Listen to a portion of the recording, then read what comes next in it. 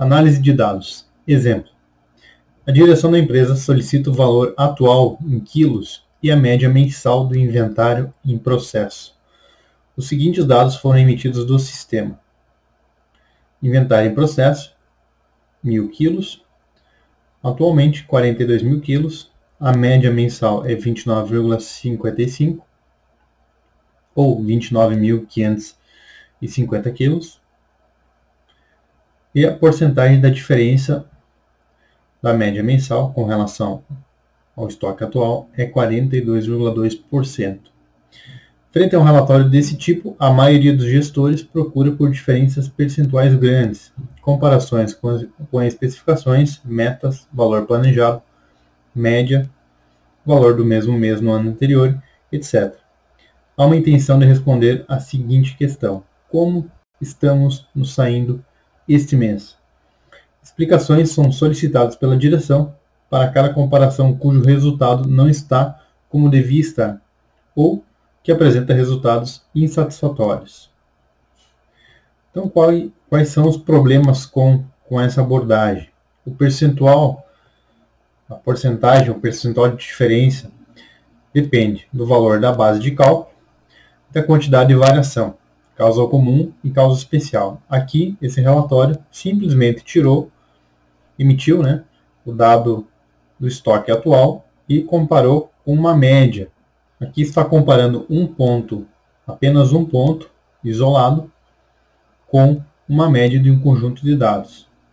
É um pouco arriscado fazer essa comparação. Comparação entre linhas assume que os indicadores de cada linha têm a mesma quantidade de variação. Grande diferença pode ser devido a uma causa especial no valor de referência e não no valor presente. Há uma forma melhor? Existe uma maneira melhor de a gente analisar se essa diferença aqui é uma causa especial ou uma causa comum? Ou seja, essa média aqui, essa oscilação desses dados aqui, tem uma oscilação normal, causa comum, ou existe uma causa especial em função dessa diferença? Existe uma forma melhor de a gente analisar? Sim, existe. Gráfico de tendência. Vai nos mostrar o histórico ao longo do tempo. O histórico no caso do inventário, do estoque. Então foi gerado um gráfico de tendência. Nesse caso aqui foi gerado um gráfico de controle. Qual que é a diferença do gráfico de controle para um gráfico de tendência? O gráfico de controle ele tem os limites de controle calculado. Então, essa é a grande diferença entre um gráfico de controle e um gráfico de tendência. Tem a média e os limites de controle calculado.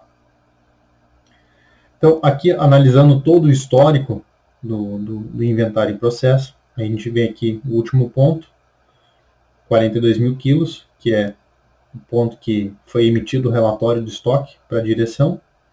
E aqui a gente tem todo o histórico do inventário. Então, com esse histórico aqui, a gente pode perceber que 42.000 quilos não é uma causa especial, e sim uma causa comum. Existe uma oscilação, uma variação no processo aqui, que não nos mostra uma causa especial, e sim somente causa comum. É a variação natural do processo.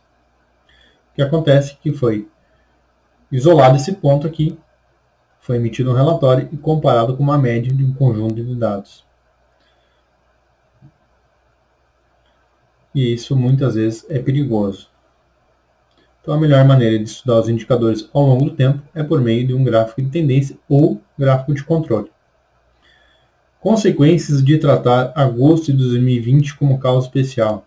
Aqui, julho, agosto. Agosto de 2020 como causa especial. Então, o que acontece normalmente? Um relatório explicando o resultado e um plano de ação é solicitado pela direção.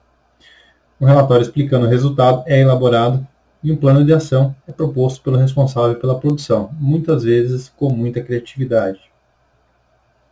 Os relatórios se tornam obras de ficção cujo único objetivo é dar à direção a sensação de que algo está sendo feito para resolver o problema. O plano de ação é executado consumindo recursos da organização sem necessidade.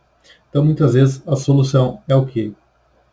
É ter esse entendimento da variação, né, do processo e analisar o histórico ao longo do tempo. E aí você vai ter, você vai conseguir comprovar se esse ponto isolado aqui, essa diferença entre um dado com relação à média, é uma causa especial ou uma causa comum.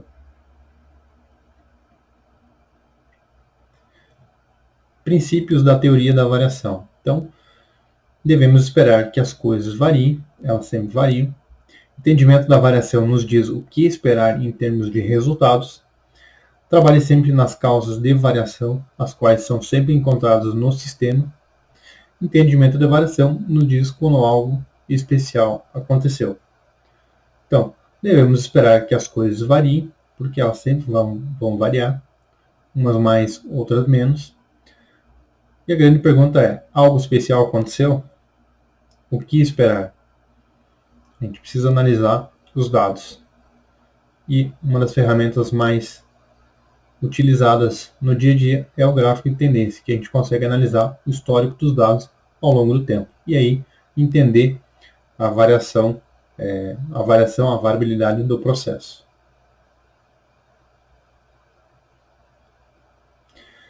Lean Manufacturing. Vamos estudar agora sobre o Lean, os 8 desperdícios. Começando então pelo desperdício da superprodução. A superprodução é uma das maiores fontes geradoras de desperdício e é a mais difícil de ser eliminada. Os produtos produzidos em excesso podem gerar os outros desperdícios, como estoque, movimentação, transporte e assim por diante. Existem dois tipos de superprodução, a quantitativa e a antecipada. A superprodução quantitativa ocorre quando se produz além do que é solicitado. Em outras palavras, mais que um lote de produção econômico. Então, por exemplo, um cliente faz um pedido de 480 peças e o fabricante produz 580 peças. Ao final do processo, o excedente ficará em estoque. Superprodução por antecipação ocorre quando a empresa decide fabricar o produto antes de sua solicitação. Exemplo, uma fábrica decide antecipar sua produção por 45 dias. Logo, haverá um consumo antecipado de mão de obra, matéria-prima, energia espaço físico necessário para o armazenamento desse material por 45 dias. Então, as principais consequências da superprodução para organizações são estoques intermediários, alto custo de estocagem, dificuldade de identificação e gerenciamento de materiais. Então, o sistema automático de produção, ou Lean, nos ensina que se deve produzir somente o necessário, o suficiente para atender às necessidades de utilização e processamento. As causas da superprodução relacionam-se a falhas nos processos produtivos, tais como erro de cálculo na determinação da demanda e no planejamento da produção, baixo grau de confiabilidade dos equipamentos, o que leva a empresa a produzir mais do que o necessário, longo período de setup, preparação de máquinas e equipamentos. Maior tempo de setup leva a empresa a produzir mais para compensar o tempo de máquina parada. E deficiências de qualidade nos processos de fabricação, o que acarreta refugos e retrabalhos. Uma observação com relação à superprodução. Superprodução é um desperdício. Porém, por exemplo, na superprodução por antecipação, existem casos de empresas que a antecipação ela é necessária. Ela é necessária porque é uma questão estratégica de mercado. Bom, vamos pegar um exemplo da Cacau Show, uma das maiores fabricantes de chocolates do mundo. Para ela conseguir atender a demanda do mercado com relação a ovos de Páscoa, por exemplo, ela precisa antecipar sua produção. Então é necessário ela antecipar sua produção. Claro, isso vai influenciar no custo, no preço do produto final, mas é necessário antecipar a produção para conseguir atender a demanda no mercado. O mesmo acontece com outros tipos de produto, como por exemplo, a fábrica de ventiladores, ar-condicionado, tem uma demanda maior no verão. Então, existe uma necessidade por questão estratégica e também em função da necessidade da empresa. Então, muitas vezes a superprodução ela se faz necessária justamente para agregar valor para o cliente, para a empresa conseguir sobreviver de uma forma geral. Ok? Segundo desperdício, a espera. Ocorre quando o material adquirido fica parado à espera de seu processamento. Quando parte do material foi processado, o restante fica à espera da disponibilidade dos equipamentos para a finalização de seu processamento. Existem basicamente 3 tipos de perda por espera. A perda por espera no processo, o lote fica à espera do processo do lote anterior, até que o operador e os equipamentos estejam disponíveis. Perda por espera do lote ocorre quando as peças processadas de um lote aguardam o processamento das restantes para que possam passar para a operação seguinte. Por exemplo, um lote de 2.000 peças começa seu processamento e essa está na primeira peça. Após ser processada, ela fica à espera das 1.999 restantes, pois somente com o lote completo se passa para a próxima operação. Então essa espera é um desperdício. A terceira, perda por espera do operador, ocorre quando a peça tem de esperar a disponibilidade do operador. Então a espera pode ser ocasionada por vários fatores, que vão desde a quebra de uma máquina até um sistema de produção que opere conduzindo os produtos por lotes. Principais causas de desperdício de material em espera na produção são gargalos de produção, layout inadequado aos processos de produção, ausência de sincronia na produção, lote de produção maior que as necessidades de consumo e desbalanceamento do processo. Uma observação com relação ao desperdício de espera, que nem sempre a espera ela vai ser um desperdício. Por exemplo, durante uma fase do processo de fabricação, um produto precisa aguardar, precisa esperar para, por exemplo, resfriar, ou o produto precisa ficar parado para aquecer. Então, esse tempo que vai influenciar na qualidade do produto precisa ser respeitado. Então, essa espera não pode ser considerada como um desperdício, porque está agregando valor para o produto, para a qualidade do produto. O mesmo acontece, por exemplo, numa cirurgia. Né? Você precisa ter um tempo de recuperação. Por exemplo, pós-cirurgia, o tempo de recuperação da anestesia. Né? Então, esse período, esse tempo não pode ser considerado como um desperdício, porque faz parte do processo. Okay? Terceiro desperdício, transporte. Transporte é o deslocamento de materiais ou recursos dentro da fábrica ou fora. Deve ser reduzido ao máximo pela otimização do layout da fábrica e pelo planejamento logístico, de forma que os transportes para executar alguma tarefa sejam o menor possível, pois o transporte é um desperdício que gera custos e não agrega valor ao produto. As causas principais do desperdício de transporte são movimentação desnecessária e não programada, sistemas inadequados de transporte e inadequação do layout fabril. Uma observação com relação ao desperdício do transporte. Nem sempre o transporte é um desperdício. Por exemplo, se o transporte é um negócio da empresa, não pode ser considerado como desperdício, porque o negócio da empresa é transportar um material de um lugar para o outro, ou seja, o negócio da empresa é esse, acaba agregando valor para o cliente. Ok? Então, nesse caso, quando o negócio da empresa é um transporte, agrega valor. Aí não pode ser considerado como desperdício. Processamento. Os desperdícios gerados por processamento são inúmeros e muitas vezes passam despercebidos. Exemplo, os tempos gastos com setup, retrabalhos, duplo manuseio de componentes, realização de vários testes, verificação do trabalho de outra pessoa, obtenção de várias assinaturas, revisões excessivas, executar mais análises do que o necessário, etapas desnecessárias em um processo. São etapas desnecessárias na produção ou na prestação de serviço que prolongam a chegada do resultado final ao cliente. Então, para corrigir esse desperdício, é necessário estudar tanto os processos da empresa quanto saber o que o cliente espera do seu produto ou do seu serviço. Causas das principais perdas de processamento: erros no dimensionamento de máquinas e processos erros no projeto, produto ou processo que ocasionam operações adicionais desnecessárias durante a produção. O quinto desperdício, movimentação.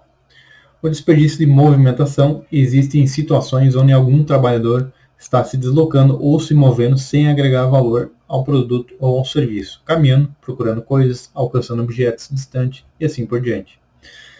As principais consequências da movimentação desnecessária nas operações são superdimensionamento da mão de obra, aumento dos tempos de ciclo, desbalanceamento das linhas de produção, alta fadiga dos operadores e baixa produtividade.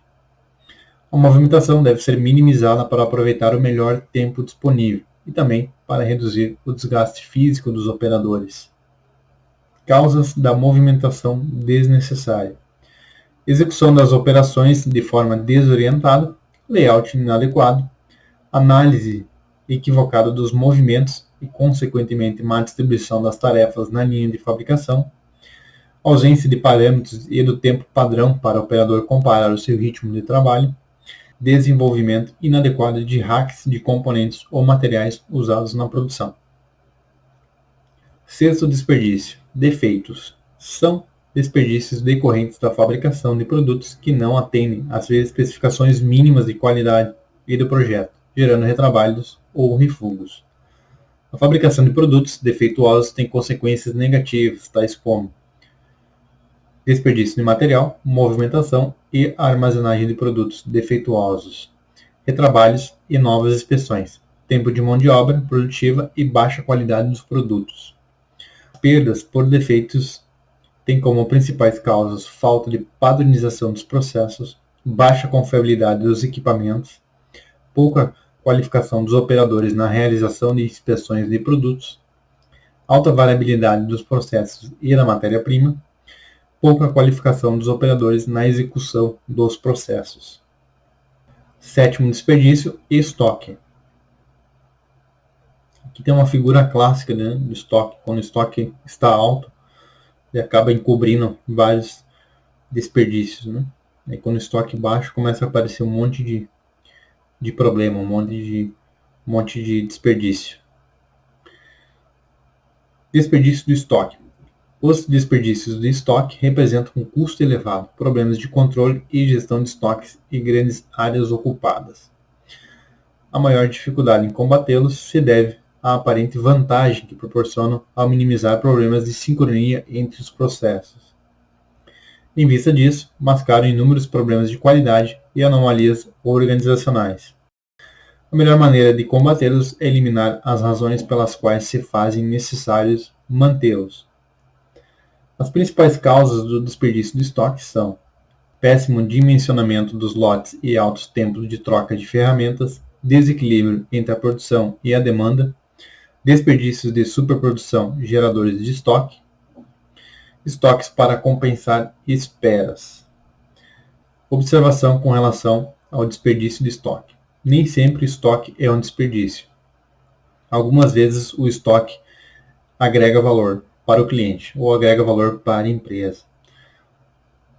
Isso acontece em empresas onde o estoque é fator ganhador de pedido, ou seja, a empresa só consegue vender se tiver estoque. Então, nesse caso, o estoque não é um desperdício, e sim acaba agregando valor para o cliente e para a empresa, porque se não tiver estoque, a empresa não vende. Se a empresa não vender, logo ela não existe. Então, nesses casos, onde o estoque é ganhador de pedido, é necessário ter estoque. O grande desafio é você ter o estoque necessário para atender o cliente e também para não gerar desperdício com relação a custos, porque estoque é capital parado e, querendo ou não, afeta o fluxo de caixa da empresa. Ok? Então é um desafio diário, semanal ou mensal aí para os gestores. Oitavo desperdício, intelectual. Desperdício do capital humano, não aproveitados ao máximo. Não aproveitando os talentos e habilidades das pessoas. E quando a empresa coloca um profissional qualificado para exercer outra função. Enquanto o desperdício de uma máquina ou o defeito de um lote é mais perceptível, a falta de uso do chamado capital intelectual nem sempre é notada pelas organizações. Nesse caso, a gestão por competências pode ser uma maneira eficaz de as empresas alocarem adequadamente a mão de obra aos objetivos estratégicos da organização. O desperdício intelectual é um desperdício novo que foi acrescentado no Lean Manufacturing, isso já faz alguns anos, e é um desperdício que é difícil de as empresas perceberem, mas é extremamente importante, porque muitas vezes a pessoa tem uma qualificação e não é aproveitada essa qualificação. E quando a gente trabalha com projetos de melhoria contínua, eu sempre falo que a gente deve cuidar com relação a esse desperdício, porque o fato de você não envolver as pessoas que conhecem, que dominam os processos, onde será feito o projeto de melhoria, muitas vezes você está desperdiçando um conhecimento, você está desperdiçando uma experiência. E, querendo ou não, é um desperdício.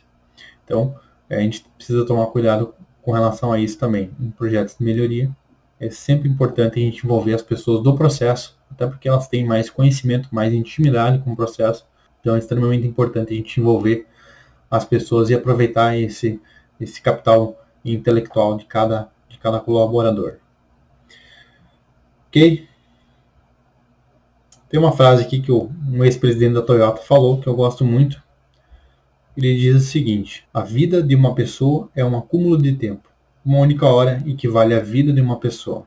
Os funcionários oferecem horas de vida preciosas para a empresa. Portanto, devemos usá-las com eficácia. Caso contrário, estamos desperdiçando suas vidas. Eiji Toyota, ex-presidente da Toyota. Análise de valor. O valor de um produto ou serviço é seu conteúdo inerente, segundo o julgamento do cliente, refletindo no seu preço de venda e demanda no mercado. Esse valor é uma combinação de atividades que agregam valor sob a visão do cliente. Quando estudamos um processo, vemos que ele é composto por essas atividades que agregam valor e também por atividades que não agregam valor, podendo ser necessárias ou não. Então, existem atividades que não agregam valor com relação à visão do cliente, mas são necessárias. Por exemplo, uma atividade de emissão de nota fiscal não agrega valor sob o ponto de vista do cliente, mas é extremamente necessário. Uma produção Lean visa reduzir as etapas que não agregam valor, eliminando as etapas desnecessárias, preservando e otimizando aquelas que agregam valor aos produtos. Então, se a gente não consegue eliminar as etapas que não agregam valor, a gente deve buscar reduzir. Valor é percebido pelo cliente, reflete no preço do produto ou serviço e é definido pela ótica do cliente. Um exemplo, eu trabalhei em uma empresa que, para uma linha de produtos, eles utilizavam uma fita dupla face para colar os componentes. E para um cliente da empresa, essa fita era utilizada da marca 3M. Para o restante da linha, era utilizada uma outra fita, uma outra marca. Mas para esse cliente, era uma exigência dele que utilizasse a fita da 3M, porque para ele agregava valor. Então, utilizar uma fita da 3M, para esse cliente, agregava valor. Logo, refletia no preço do produto, porque era uma fita muito mais cara. Então, o valor ele é definido pela ótica do cliente. Um outro exemplo, a Toyota tem uma marca de carro chamada Lexus, que é uma marca de luxo da Toyota. Quando a Toyota teve essa ideia de criar essa marca de carro para atender esse mercado de milionários, eles, antes de iniciar todo o projeto, todo o processo, eles enviaram uma parte do time da engenharia para os grandes centros da Europa e dos Estados Unidos para viverem, para essas pessoas do time da engenharia viverem conforme os milionários, ou seja, viver conforme os futuros clientes da Lexus. Para quê? Para eles entender a percepção dos clientes, dos futuros clientes, e identificar o que agregava ou não valor com relação ao carro, né, com relação à qualidade, com relação ao conforto e assim por diante. Então, imagina o desespero dessa turma aí, dessa equipe, quando voltou para a realidade. Né? Não deve ter sido fácil. Valor, então, é percebido pelo cliente, reflete no preço do produto ou serviço e é definido pela ótica do cliente. Então, essa definição de valor é com relação à percepção e à visão do cliente, e não da empresa. Melhoria contínua, ou Kaizen. Kaizen significa melhoria contínua. O Kaizen está ligado diretamente a mudanças. Sem mudanças, não há melhoria. Vamos conhecer, então, os 10 mandamentos do Kaizen. Número 1. O desperdício é o inimigo número 1. Para melhorar continuamente, a gente deve buscar eliminar ou reduzir o máximo os desperdícios. Com isso, a gente vai se tornar cada vez mais enxutos e cada vez mais eficientes. 2. Melhorias graduais realizadas continuamente. Como o próprio nome já diz, Kaizen significa melhorar continuamente, ou seja, buscar melhorar todo dia. 3. Todos na empresa precisam estar envolvidos, desde os gestores do topo até o pessoal da base. Então é fundamental todas as pessoas da empresa estarem envolvidas na melhoria contínua dos seus processos ou dos seus produtos. 4º mandamento. A estratégia deve ser barata. O aumento da produtividade deve ser feito sem investimentos significativos. Não se deve aplicar somas astronômicas em tecnologia. O Kaizen, a melhoria contínua, preza por isso, por investimentos baixos e melhoria contínua, ou seja, melhorar continuamente, fazer pequenos progressos diariamente. 5º mandamento, aplicar-se em qualquer lugar. Então, a melhoria contínua, o Kaizen, se aplica a qualquer lugar, para qualquer processo, para qualquer tipo de produto ou serviço, para qualquer tipo de empresa.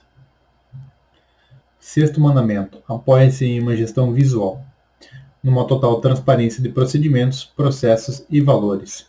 Torna os problemas e desperdícios visíveis aos olhos de todos. Mandamento número 7. Focalizar a atenção no local onde se cria realmente valor. O local onde se cria valor é chamado de Gemba. Gemba é o lugar onde as coisas acontecem. É o lugar onde realmente é criado, é agregado valor para um produto ou para um serviço. Por exemplo, em uma fábrica, o Gemba é o local onde as coisas acontecem. É o chão de fábrica. É, por exemplo, a máquina que está produzindo um produto, ou a linha de montagem que está montando um determinado produto. É a etapa do processo onde é agregado valor. Mandamento 8. Orienta para os processos. É focado e direcionado para os processos. Mandamento número 9. Dá prioridade às pessoas. Acredita que o esforço principal de melhoria deve vir de uma nova mentalidade e estilo de trabalho das pessoas. Orientação para a qualidade, trabalho em equipe, cultivo da sabedoria, elevação da moral, autodisciplina, círculos de qualidade e práticas de sugestões individuais ou de grupos. Pessoas é que melhoram processos. A melhoria contínua ela só é possível com pessoas. Pessoas que fazem a melhoria contínua acontecer. Mandamento número 10. O lema essencial da aprendizagem organizacional é aprender fazendo. Essa é uma visão Lean. Aprender fazendo. E aí quando a gente fala aprender fazendo, é porque quando você for fazer, possivelmente você vai errar. E errar faz parte do aprendizado.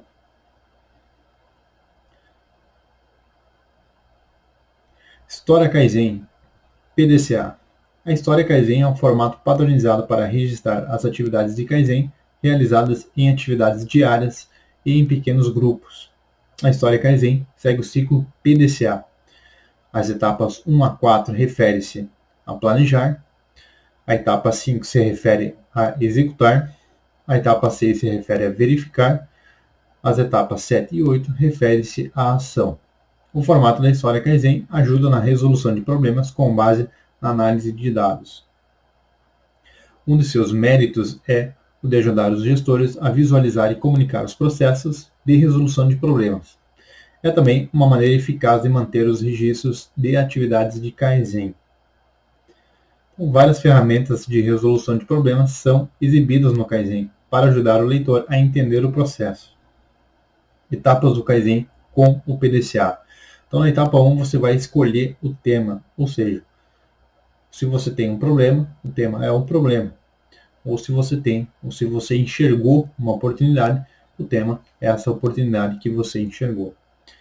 2. Compreender a situação e definir os objetivos. Então, compreender a situação, qual é o estado atual do processo. E aí, em cima disso, você vai definir o objetivo. Então, o meu estado atual é esse, e eu preciso definir o meu estado futuro, onde eu quero chegar. 3. Analisar os dados para identificar as causas. Então, você vai coletar e analisar os dados. E aí, quando a gente fala analisar os dados, é fatos e dados. Você vai mensurar, você vai buscar evidências para, então, identificar as causas. Passo número 4, você vai determinar contramedidas, ou seja, ações com base na análise de dados. 5, você vai implementar as contramedidas, ou seja, as ações. 6, você vai confirmar os efeitos das contramedidas, ou seja, você vai confirmar, você vai buscar evidências das ações que você implantou. E 7, você vai estabelecer ou rever os padrões. Então, a partir do momento que você implantou as ações e aí você conseguiu evidência de que essa mudança que você implantou gerou uma melhoria, agora você deve padronizar essa melhoria. E quando a gente fala padronizar significa a melhor maneira de fazer algo. E passo número 8, rever os processos anteriores e trabalhar nas próximas etapas. PDCA. PDCA é um roteiro de projeto alternativo ao DMake e útil em projetos de baixa complexidade, ou seja, soluções de problema. Então, o DMake, como a gente estudou, é utilizado para projetos de médio e longo prazo e de média e alta complexidade. E o PDCA é utilizado para problemas de baixa complexidade e também problemas de curto prazo. O ciclo PDCA é um método que visa controlar e conseguir resultados eficazes e confiáveis nas atividades de uma organização. É um modo eficiente de planejar e implantar uma melhoria no processo. Padroniza as informações do controle da qualidade, evita erros lógicos nas análises e torna as informações mais fáceis de entender. Então, as etapas do PDCA são as seguintes. Planejar, plan, ou seja, nessa fase você vai definir um problema, identificar e analisar as causas do problema e definir as soluções. Na fase do, na fase de fazer, você vai implantar as soluções. Na fase check, de verificar, você vai avaliar os resultados. E na fase act, de ação, volte à etapa de planejamento se os resultados forem insatisfatórios ou padronize a solução se os resultados forem satisfatórios. Compartilhe o conhecimento e aprendizado. Extremamente importante, então, na fase do act, de ação, se no final do ciclo PDCA não deu certo, você deve voltar e analisar novamente e voltar a rodar o ciclo PDCA. Se deu certo, ótimo, parabéns. Você deve, então, padronizar um novo processo, uma nova solução. E compartilhar o conhecimento e aprendizado. Então, nessa fase que você vai registrar todo o processo de melhoria para ficar registrado e buscar e compartilhar, divulgar esses resultados na empresa para gerar o aprendizado de forma geral. O método PDCA é simples, mas não é fácil. Diagrama de causa e efeito. O diagrama de causa e efeito, também conhecido como diagrama de espinha de peixe ou diagrama de Ishikawa, que é uma homenagem ao seu criador. É o diagrama que relaciona as causas com os efeitos, permitindo a identificação e apresentação de todas as possíveis causas relacionadas a um problema ou relacionadas a uma oportunidade. Tipicamente, é utilizado em conjunto de sessões com brainstorming. O diagrama de causa e efeito possibilita que praticamente todas as possíveis causas do problema sejam levantadas. Possibilita a incorporação e organização do conhecimento do pessoal envolvido no processo de melhoria. Essas informações sobre o problema podem estar dispersas na organização, sendo o diagrama de causa e efeito uma forma de reunir e organizar essas informações. Antes de tentarmos criar um diagrama de causa e efeito, é preciso identificar o efeito que servirá como ponto focal da iniciativa. Em seguida, utilizaremos técnicas de brainstorming para gerar causas prováveis. Uma vez concluído o diagrama de causa e efeito, fornece uma base sólida para as tarefas de identificar soluções ou desenvolver mudanças. Então, a estrutura tradicional do diagrama de causa e efeito é essa aqui, a espinha de peixe. Aqui na ponta nós temos o efeito, né, problemas ou oportunidade, e aqui então nós temos os 6 M's: material, método, meio ambiente, medição, mão de obra e máquina. Você não necessariamente precisa utilizar os 6 M's, ok? Você pode utilizar 4M, ou até você pode utilizar, por exemplo, outros fatores que podem estar influenciando a causa do problema. Então, pode ser um equipamento, pode ser uma área, um setor, enfim. Para a elaboração do diagrama, siga os seguintes passos. Identifique o efeito a ser estudado e coloque-o na estrutura em uma caixa no lado direito. O efeito pode ser positivo, ou seja, um objetivo com relação a uma melhoria, a uma oportunidade, ou negativo com relação a algum problema. Desenhe uma espinha de peixe no quadro em branco ou em um pedaço de papel apontando para o efeito. Desenvolva uma lista de possíveis causas e ou fatores que contribuam para o efeito, utilizando, se necessário, um brainstorm ou fluxograma do assunto. Em seguida, você pode nomear os 6 M's: máquinas, métodos, meio ambiente, medição, materiais ou mão de obra, ou os 4 P's: políticas, procedimentos, pessoas e planta, que são normalmente utilizados. Crie sub-ramos com possíveis subcausas para cada causa. Antes de passar para uma ideia ou causa diferente, explore cada causa ou ramificação até sua conclusão, usando a técnica conhecida como os 5 porquês. Reserve tempo suficiente para esgotar essas discussões em extensão e profundidade. Mantenha o foco na definição do problema, para assegurar que a sessão não se torne muito ampla. Quando a dinâmica do grupo diminuir, é um bom indicador de que as ideias mais importantes estão listadas. E identifique as causas mais importantes e priorize-as. Para fazer isso, para identificar as causas mais importantes e priorizar, você precisa utilizar uma outra ferramenta, que a gente vai estudar logo mais. Então, extremamente importante, quando você fizer, você e o seu time, e o seu grupo de pessoas aí na sua empresa, fizer um diagrama de causa e efeito, já reúna a equipe e faça um brainstorm. Utilize a técnica do brainstorm para gerar ideias com relação às possíveis causas do problema ou da oportunidade que está sendo discutida. Para fazer um brainstorm, você precisa seguir algumas regras, algumas etapas. A etapa 1, preparar o grupo. Esclareça os propósitos da sessão e as 5 regras a serem seguidas. Primeira regra, suspensão do julgamento. Estão proibidos debates e críticas às ideias apresentadas. Evita inibições e desvio do objetivo. Segunda regra, quantidade importa. Quanto mais ideias e sugestões, melhor. Terceira, liberdade total. Nenhuma ideia é esquisita, estranha ou bizarra para ser desprezada. Pode ser que ela sirva de ponte para novas ideias. Quarto, mudar e combinar. É permitido apresentar uma ideia que seja uma modificação ou combinação de ideias já apresentadas. Contudo, as ideias originais devem ser mantidas. E quinta regra, igualdade de oportunidade. Assegure-se que todos tenham a chance de apresentar suas ideias. Etapa 2. Definir o problema ou oportunidade. Então, defina um problema ou oportunidade de modo claro e objetivo.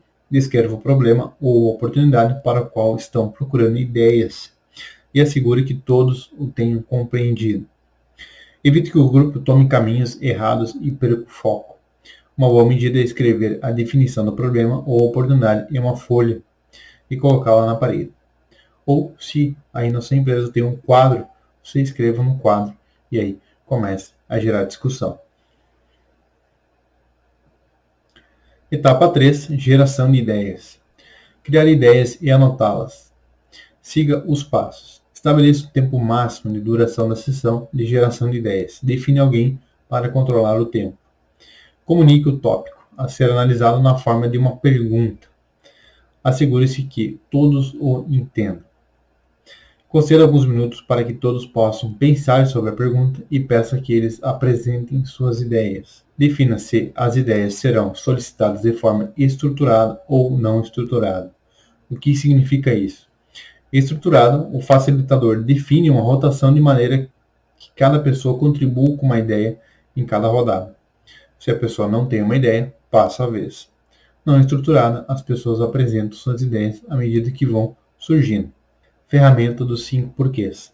A técnica dos 5 porquês nos ajudará na identificação da causa raiz do problema. Para cada causa, devemos perguntar por que o problema ocorreu, para descobrir as causas que contribuíram para o problema. Devemos sempre continuar perguntando por que o problema ocorreu, para descobrir níveis adicionais de causas.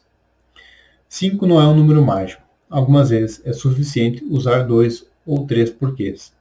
E, em alguns casos, você utiliza até mais que 5 porquês. Por exemplo, problema, o carro parou. Por quê? Faltou combustível. Por quê? Não foi reabastecido no momento certo. Por quê? O marcador de combustível marcava tanque cheio.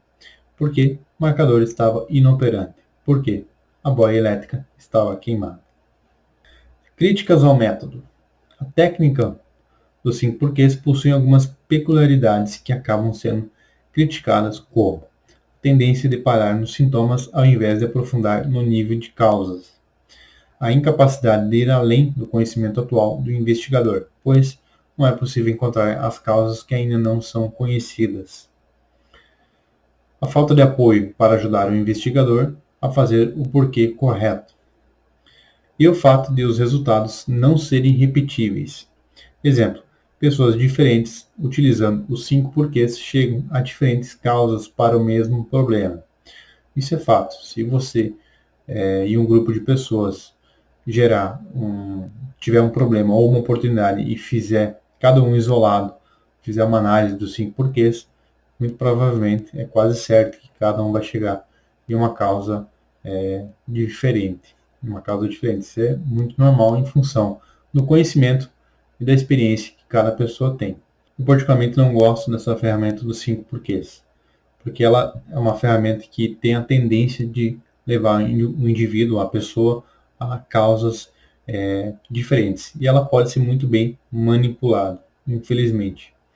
Bom, quando surgir um problema ou uma oportunidade na sua empresa, reúna a equipe, marque uma reunião com o time ou com as pessoas envolvidas no processo, e nessa reunião siga as regras do brainstorm, construa um diagrama de causa e efeito e utilize as ferramentas dos 5 porquês, a técnica dos 5 porquês, para indagar e questionar todas as possíveis causas que as pessoas vão sugerindo, vão indicando. Causa e efeito e observações. Normalmente a gente eu marco uma reunião com o time, com as pessoas envolvidas no processo, sigo o brainstorm para organizar as ideias, construo um diagrama de causa e efeito e também utilizo a ferramenta dos 5 porquês com o time, com as pessoas. Justamente porque cada um tem uma visão, cada um tem um conhecimento e cada um tem uma experiência diferente. Então isso agrega muito valor quando você reúne todas as pessoas envolvidas no processo. E após fazer, então, um brainstorm, construir um diagrama de causa e efeito, nós temos aí a teoria. Ou seja, as causas identificadas no diagrama são, nesse momento, apenas teorias que as pessoas têm sobre as possíveis causas.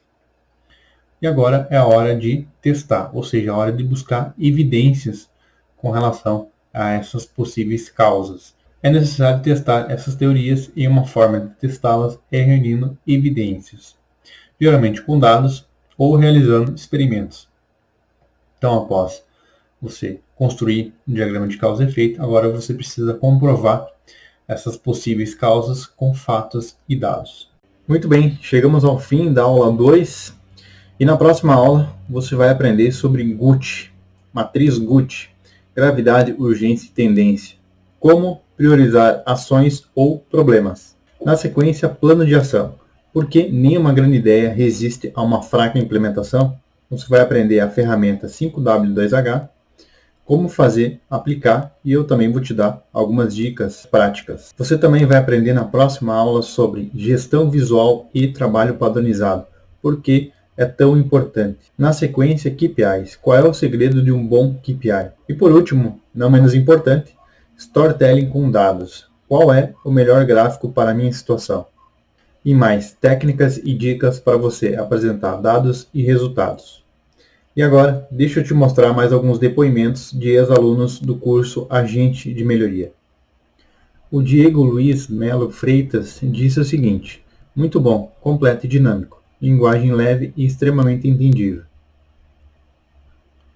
O Romero Martins falou o seguinte: muito bom, pois esse curso abre um leque de oportunidades e conhecimento para inserirmos todo esse conhecimento adquirido dentro de nossa vida profissional e pessoal.